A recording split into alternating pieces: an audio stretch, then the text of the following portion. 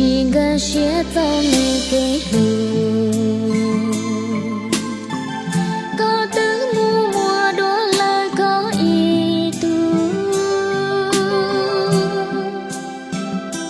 niên nung nó cô tư chỉ tu nên ô lưu cụ xa chỉ gió tia có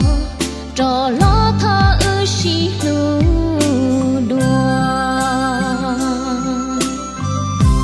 chỉ kể lu ya ta thao lo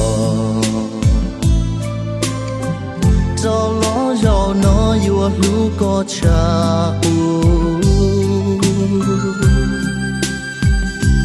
qua đã chỉ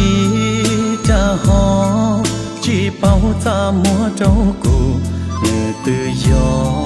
cụ tu chỉ xa mà chú tia li mu có đê đâu có bao tiền nữ thia gió cu nó y lắng tu cu lo ye trên tu lu nữ y ali có ti gió có lu nữ tia cha có ho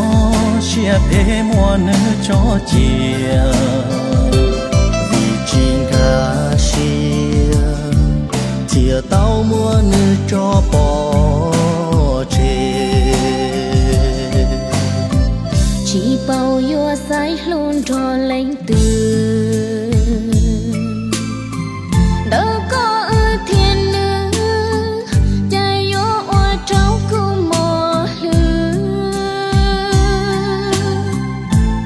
sai lên từ tu từ kia kia chỉ cho oa từ dư do có sai lu nữ đời ư chia cu oa tu mù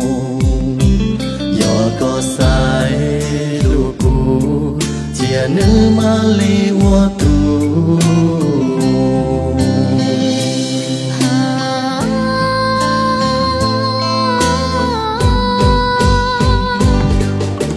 cú thiên lo tọt gì, ya ta lo cú qua chi yo, họ cú cho cái nhỏ y lên, qua một tên có thiên li bóng, có thiên thong xế mùng đời cú, vì cú nu có chỉ rất giàu, nu lo cú mà li sát tàu, người cứ li cho cú lời thâu, cú thiên li thì cho cá lo thọ có giá trị, cứ mà phí cho lo xí lú, cú cho luộc hết trâu luôn tu, thì ở lu có ta ít xíu lên mua.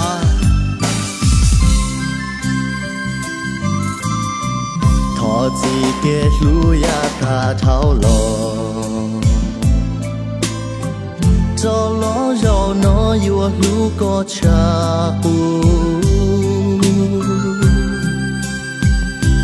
qua đã chỉ ta ho chỉ bao ta mua trâu cụ từ gió cụ tu chỉ xa mà chú tia li mu có đê đâu có bao tiền nữ thia gió cu nó y lắng tu cu lo ye trên tu